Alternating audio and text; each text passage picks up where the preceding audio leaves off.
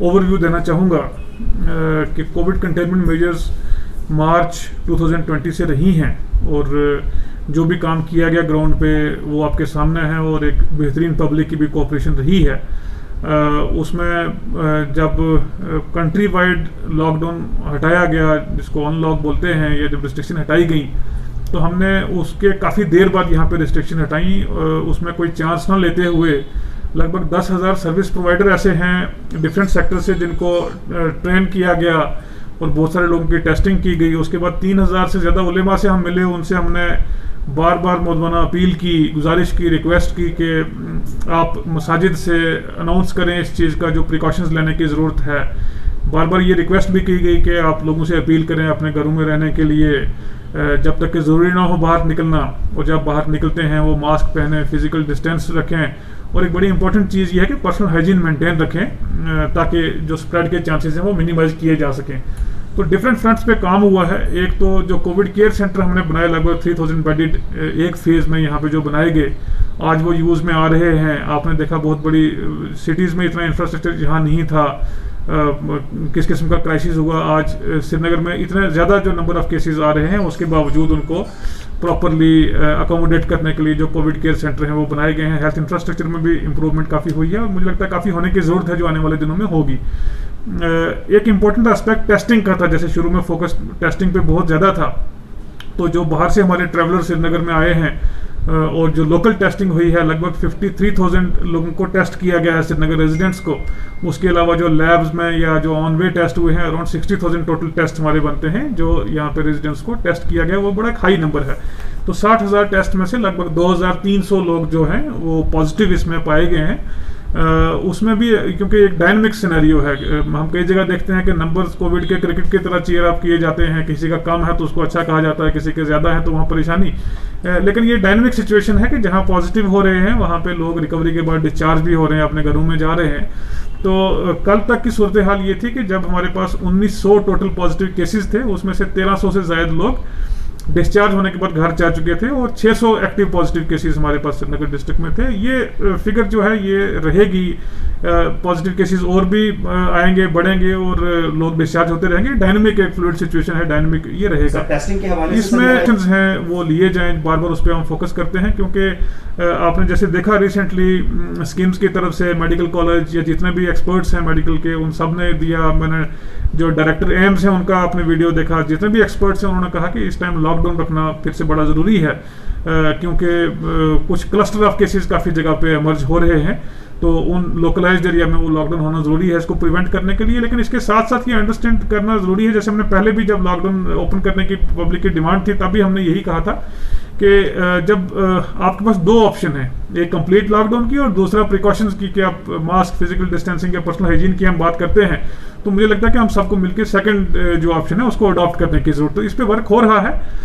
जो around 130 eastern containment zones पूरे हो जाते हैं, क्योंकि रिसेंटली पिछले एक हफ्ते में जो केसेस आए हैं कई नई जगहों से आए हैं, तो उनको कंटेनमेंट जोन डिक्लेयर किया गया है। अभी उसको लेके रिस्ट्रिक्शंस भी हैं इसमें, क्योंकि पेरीमीटर रिस्ट्रिक्शंस रहती हैं, उसको अंडरस्टैंड करना जरूरी है कि जो कंटेनमेंट जोन है उसमें रिस्ट्रिक्शन है, और क्योंकि शहर का मैक्सिमम एरिया कंटेनमेंट जोन में आता है तो इसलिए उसमें रिस्ट्रिक्शंस रखी गई है। जी, कि डिस्ट्रिक्ट वाइज कोटा दिया गया है, तो मैं अपने सिर्फ डिस्ट्रिक्ट पे ही कमेंट करूंगा कि जितना नंबर ऑफ सैंपल्स हमें परमिटेड है एक दिन में वो हम कर रहे हैं, और लैब्स की कैपेसिटी है कई बार उसमें सर्च ज़्यादा हो जाती है, नंबर ऑफ केसेस उस पर, नंबर ऑफ जब सैंपल्स उनके पास ज़्यादा है तो उसमें वो टाइम लग रहा है, तो वहाँ से भी वो क्लियरेंस की कोशिश करते हैं। क्योंकि अब ये जो टाइम लगता है सैंपल्स को आने में, वो थोड़ा हमारा उसके बियॉन्ड आ जाता है, क्योंकि जो लेबोरेटरी में लोग हैं वो बहुत मेहनत कर रहे हैं, 24/7 वहाँ काम करते हैं। एट एन एवरेज 18 घंटे लोग ये मशीनें चला के वहाँ काम कर रहे हैं। जब नंबर ऑफ सैंपल्स बहुत ज़्यादा बढ़ जाता है तो ऑब्वियसली इसमें टाइम लग रहा है। आपको याद होगा कि मई के महीने में जब हमारे पास हज़ारों की तादाद में लोग थे, एट एन एवरेज 10,000 से 12,000 लोग जब हमारे पास यहाँ पे थे, तो तब टेस्ट को बहुत टाइम लग रहा था। उसके बाद जब वो नंबर ऑफ सैंपल्स कम हुआ, ट्रैवलर्स का नंबर कम हुआ, उसके बाद लाइक एयरपोर्ट, बाकी जितने भी हमारे लोकल सैंपल्स थे या जो रोड ट्रांसपोर्ट से लोग आ रहे थे, उनका सैंपल भी एक दिन बाद मिल रहा था और कई केसेस में 7 डे भी मिल रहा था। तो ये प्योरली डिपेंड करता है कि नंबर ऑफ सैंपल्स आप कितना भेज रहे हैं। लगभग 3500 की कैपेसिटी डिफरेंट लैब्स में है। वो पूल टेस्टिंग भी करते हैं, उसकी वजह से नंबर बढ़ता भी है, लेकिन अभी पिछले दिनों में काफ़ी जो नंबर है वो ज़्यादा रहा है। इसमें जैसे मैंने पहले वजह बताया कि हम बहुत स्ट्रिक्ट इस चीज़ को लेके हैं, जो कंटेनमेंट जोन में पेरीमीटर रिस्ट्रिक्शन करनी है, इसको सिर्फ रिस्ट्रिक्शन के हवाले से ही स्टडी करना या डिस्कस करना मुझे लगता है ये ज़्यादती होगी हेल्थ प्रोफेशनल्स के साथ, लोगों के साथ, और हम तमाम लोगों के साथ जो इसमें स्टेक होल्डर हैं, कि जब हम रिस्ट्रिक्शन की या लॉकडाउन की बात करते हैं तो उसका मतलब ये नहीं कि आपने सिर्फ सड़क बंद कर दी, रास्ता बंद कर दिया, लोगों में घरों में रोक दिया, नहीं। पर्पस ये है कि जहां भी ऐसे केसेस मिलते हैं उस एरिया को कंटेनमेंट जोन बार बार इसलिए कहते हैं, पहले देखिए हम इसको रेड जोन कहा जाता था, बार बार कंटेनमेंट जोन इसलिए बोलते हैं कि इस इन्फेक्शन को, इस प्रॉब्लम को स्प्रेड होने से कंटेन करने के लिए वहां मेजर लेने की जरूरत है। तो कंटेन कैसे आप करते हैं, उसमें सिर्फ यही नहीं है कि आपने लॉक कर दिया वहां पे, उसमें एक एक्सटेंसिव एक कॉन्टैक्ट ट्रेसिंग की जरूरत होती है, जिसमें लोगों की कॉपरेशन की हमें जरूरत है। Door to door health survey maximum areas में श्रीनगर में हुआ, आप उसे बखूबी वाकिफ हैं, वो डेटा यूज किया जाता है। फिर लोगों की वहां पे टेस्टिंग की जाती है, जो सैंपलिंग करते हैं वहां पे, तो मल्टीपल पैरामीटर्स हैं जिस पे काम होता है। जब एक पर्टिकुलर टाइम निकल जाता है कि वहां से केसेस नहीं आते तो वो एरिया डाउनग्रेड किया जाता है। इसलिए जरूरी ये है कि हम एहतियात अपनी पर्सनल लाइफ में बरतना शुरू करें, वहां से पब्लिक लाइफ तक ये जाए, जो प्रिकॉशन लेने की जरूरत है। तो डेफिनेटली ये जो लॉकडाउन है ये खुद हटेगा जब नंबर ऑफ केसेस डाउन हो जाते हैं। अब जो सिनेरियो इमर्ज हो रहा है उसमें यह है कि जब नंबर ऑफ केसेस बहुत हाई बढ़े हमारे पास यहाँ पे, मैंने पहले भी ये डिस्कस किया है कि सिर्फ नंबर हमारे लिए कंसर्न नहीं। आपने देखा कि पिछले दिनों में एक पर्टिकुलर डे पे 259 केसेस आए। आप जब उसको बारीकी से एनालिसिस करते हैं तो 259 में से लगभग 70 रेजिडेंट श्रीनगर के आते हैं, 70-80 अराउंड 120 के आसपास जो फोर्सेस के लोग थे जो बाहर से ट्रैवल करके आए, अपने उनके जो रिस्ट्रिक्टेड एरिया है वहीं पे उनकी टेस्टिंग हुई, they are not a part of community. Around 70 ऐसे लोग थे जो डिफरेंट डिस्ट्रिक्ट से यहाँ पे ट्रीटमेंट के लिए आए हैं, उनको टेस्ट किया गया, यहाँ पॉजिटिव पाया गया तो वो श्रीनगर के नंबर में ऐड किया गया।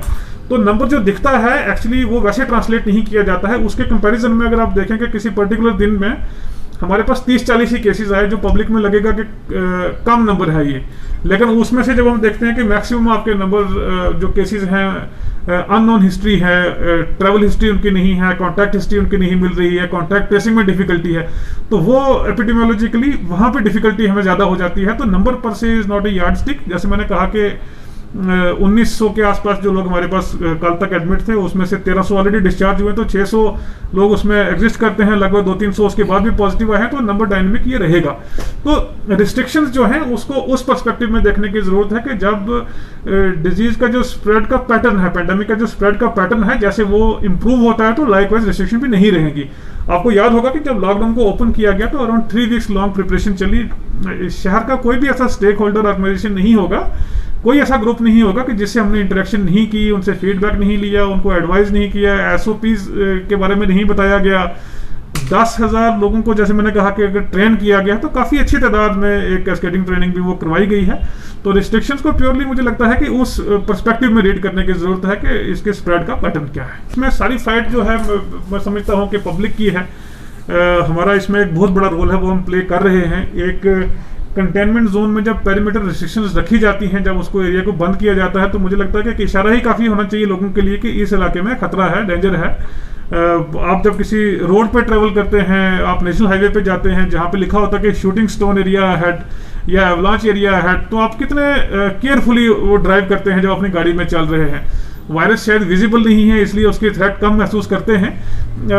जब कंटेनमेंट जोन में वो रिस्ट्रिक्शंस रखी जाती हैं तो वो इसलिए हैं कि यहाँ से ना कोई अंदर आए ना बाहर जाए। अनफॉर्चुनेटली बहुत सारे कंटेनमेंट जोन ऐसे हैं जिसमें देखा गया कि जो बैरिकेड्स लगाए गए हैं, जो पेरीमीटर रिस्ट्रिक्शन रखी गई हैं, वो लोगों ने खुद वहाँ से रिमूव की हैं। वो उनको खुद एक उसकी वजह से खतरा पोज होता है, खुद एक थ्रेट होती है, और नंबर ऑफ केसेस आने वाले दिनों में वहाँ बढ़ने का हमें खतरा हो सकता है। इसलिए हर एक चीज़ में आप लीगल या पेनल एक्शन करें, उससे बेहतर ये है कि पब्लिक उस चीज़ को ऑन करे। बहुत सारी हमारे पास ऐसी लोकेशंस हैं जहां लोगों ने खुद कोऑपरेट किया है, वॉलंटियर्स ने खुद कमेटीज बना के, हमारे जो फील्ड ऑफिशियल्स हैं, तहसीलदार, मजिस्ट्रेट्स हैं, एसएचओज हैं, म्यूनसिपल ऑफिशियल्स हैं, उनके हेल्थ ऑफिशियल्स हैं, उनके साथ कोऑपरेट करके उन्होंने खुद रिस्ट्रिक्शंस वहाँ पे वो ऑब्जर्व की हैं। तो मुझे लगता है कि सबको इसमें वॉलंटियरली पार्टिसिपेट करने की जरूरत है। आने वाले दिनों में सर ईद भी आ रही है, तो बकरे की खरीदारी बहुत ज्यादा। जी, जैसे मैंने पहले कहा कि नंबर ऑफ केसेस जितना बढ़ रहा है या पेंडेमिक का जो स्प्रेड है, सारी चीज़ें उस पर डिपेंड करती है। मुझे उम्मीद है कि जो हमने एडवाइजरीज बार बार दी हैं या जो ग्राउंड पे रिस्ट्रिक्शंस हैं या कंटेनमेंट जोन में जो काम हो रहा है, लोगों की अच्छी कॉपरेशन रहेगी। आने वाले दिनों में जैसे ही इंप्रूवमेंट हम देखते हैं तो सब ईज आउट किया जाएगा। देखें, एक पर्टिकुलर ग्रुप दूसरे के लिए क्या कहता है, अगेन उस पर कमेंट करने से की जगह, जैसे मैंने आपको बताया कि ओवरऑल सिचुएशन शहर में क्या है, उसकी जरूरत क्या है, उसको एनफोर्स करने के लिए हम काम कर रहे हैं और डेफिनेटली किया जाएगा। Sir, how is the synergy between the ये सभी एक गवर्नमेंट का पार्ट हैं, तो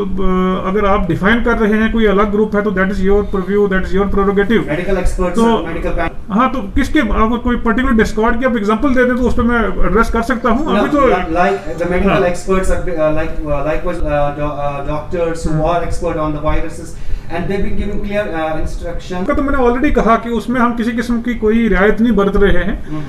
जो गवर्नमेंट की गाइडलाइन है कंटेनमेंट जोन्स की, वो मेडिकल एक्सपर्ट्स बनाते हैं, और इसमें क्योंकि ये कोई पर्टिकुलर एक ऐसी चीज़ नहीं है जिसको सिर्फ एक डॉक्टर अटेंड करे, इसमें मल्टीपल प्रोफेशनल्स हैं, इसमें प्रिवेंटिव एंड सोशल मेडिसिन के लोग इन्वॉल्व हैं, एडमिनिस्ट्रेशन के, पुलिस के लोग इन्वॉल्व हैं। इस पूरी चीज़ को एनफोर्स करने के लिए उसको किया जा रहा है। तो मुझे लग रहा है कि कोई स्पेसिफिक आप ऐसी चीज़ बता देंगे कि जो मेडिकल की तरफ से रिकमेंड हुई और एनफोर्स ना हुई, तो I would love to answer that. Sir health circle की बात करें, वहाँ पर हेल्थ शिकायत ऐसी हैं कि भी कहीं उनको काफ़ी इश्यूज फेस करने पड़ते हैं पेशेंट्स और उनके अटेंडेंट्स की तरफ से भी हैं। तो जहाँ जहाँ ऐसे इंसिडेंट्स आते हैं उसमें डेफिनेटली रिस्पॉन्ड किया जाता है। वहाँ पर स्ट्राइक भी चल रही है जी, जो कल का इंसिडेंट था उसमें हमारे ऑफिसर जो है वो एडिशनल डिस्ट्रिक्ट मजिस्ट्रेट वहाँ पे थे, उनका जो सिक्योरिटी का कंसर्न था वो उनको हेल्प की गई है। बाकी जो उनके इंटरनल इंस्टीट्यूशन में रिक्वायरमेंट है, अपने जो हेड से उन्होंने रेज की, डेफिनेटली उसमें जो हमारा रोल होगा वो प्ले किया जाएगा। Thank you.